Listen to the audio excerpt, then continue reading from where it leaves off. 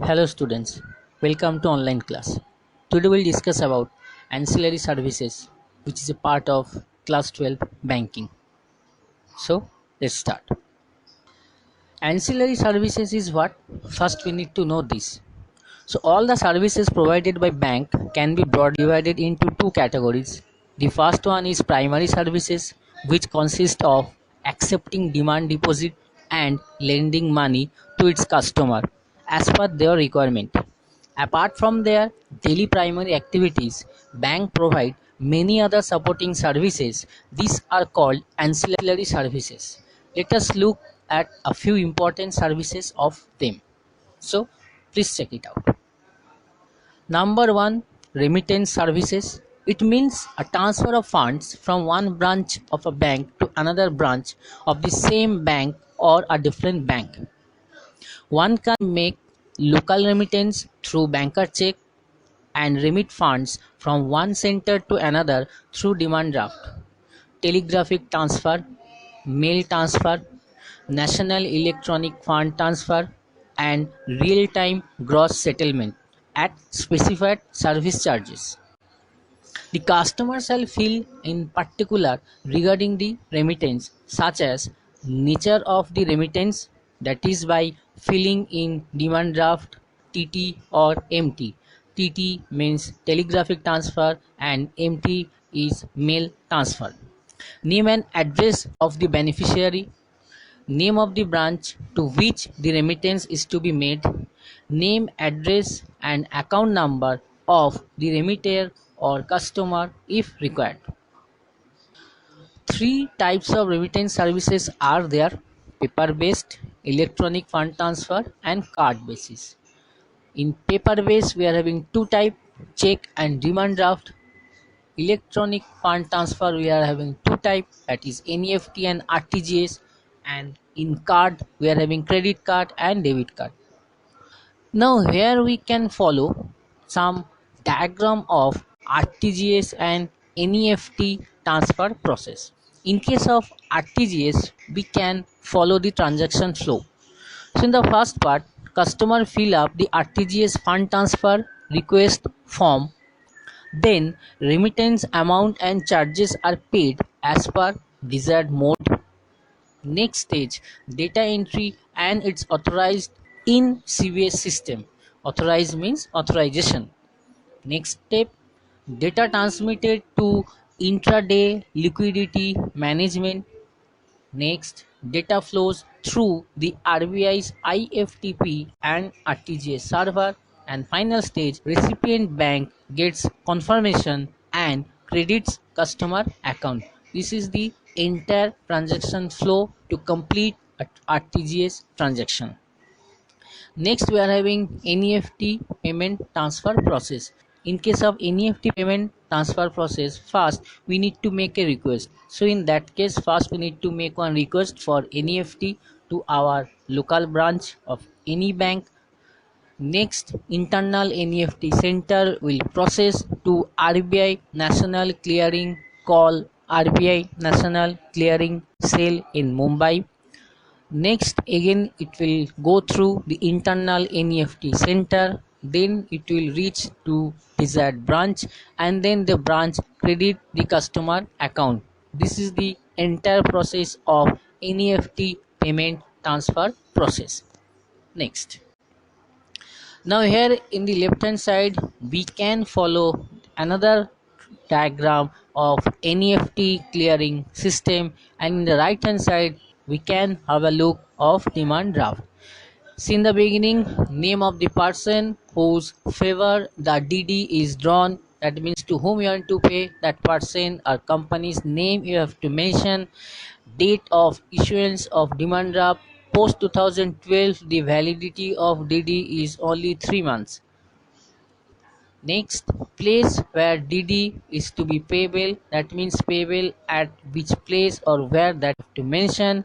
Next, the signature place where you need to authorize the signature to make it valid. Next, bank MICR code. Next will be the DD number, then name of the drawee bank and its branch, and next amount payable in the DD. So these are the important things of a DD. Next, custodial services. This facility is popularly known as Safe Deposit Locker. It is extended to the customers to enable them to keep their valuable or important documents in a specially designed locker. A prescribed rental is charged on them.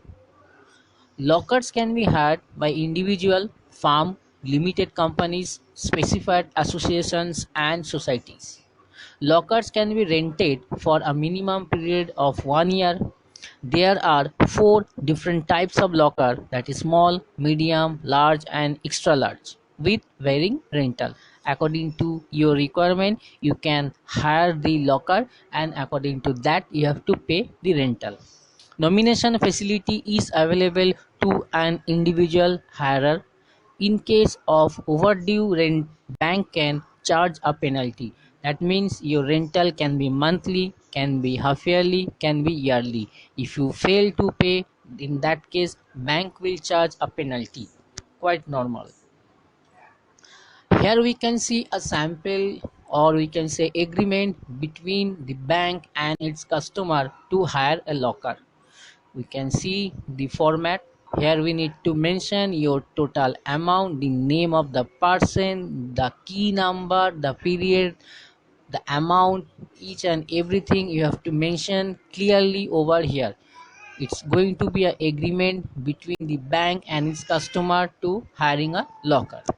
Next, forex services.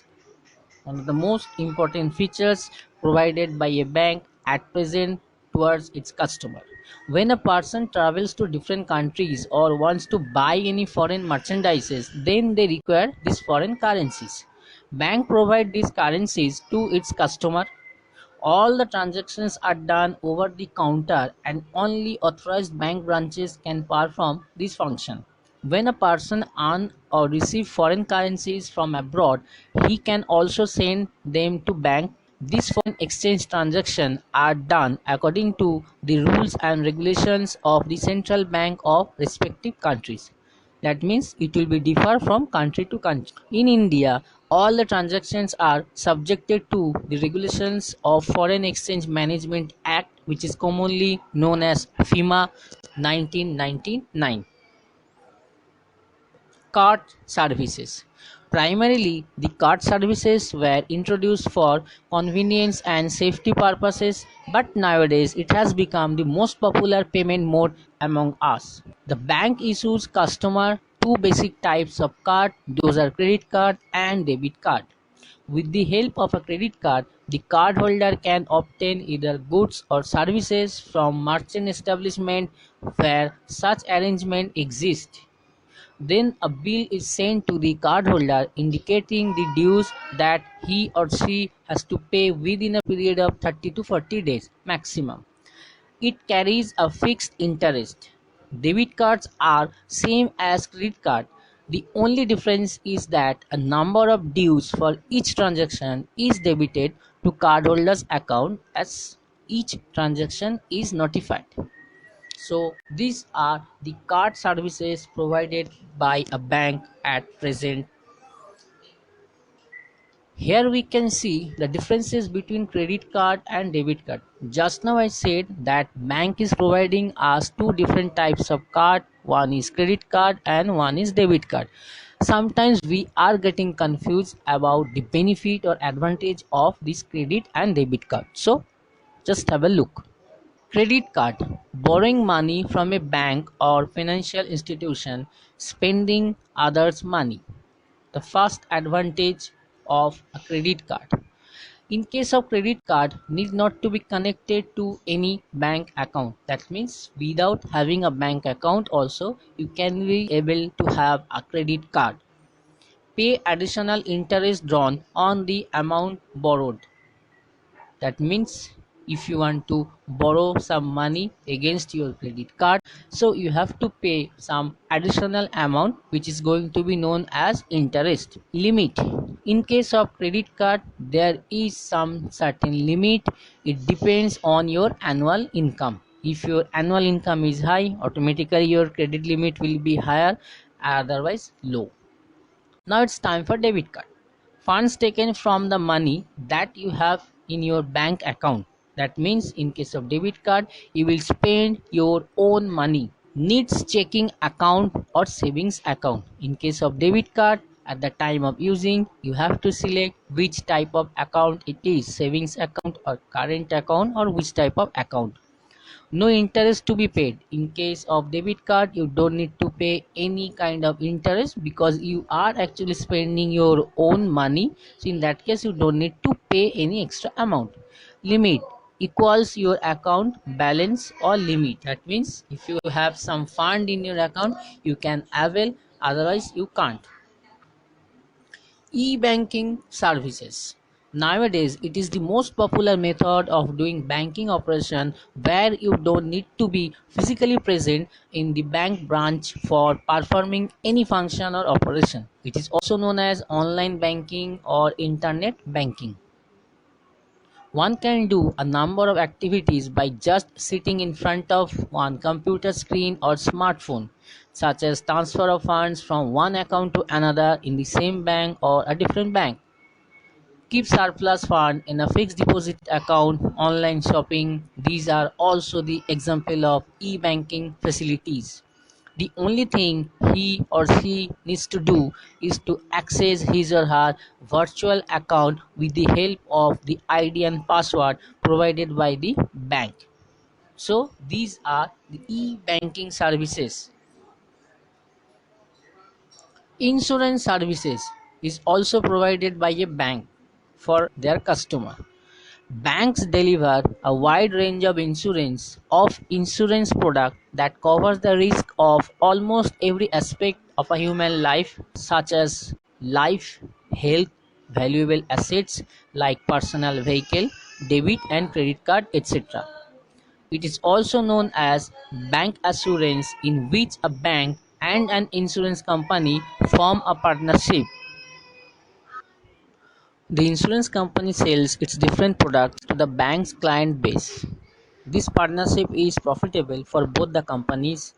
Banks can earn additional revenue by selling the products, and the insurance company can expand its customer base. Some of the example of insurance services provided by a bank: ICICI Prudential, Bajaj Allianz. Over here, ICICI and Prudential, two different company. One is bank and one is insurance company, and same thing is available for Bajaj Allianz also. Some bank also offer investment services for their corporate customer. It is also known as portfolio services. They guide their client especially about how to invest adequately or raise financial capital for their business. Any individual customer can also avail this kind of services from their respective bank. So these are the insurance services provided by a bank. Thank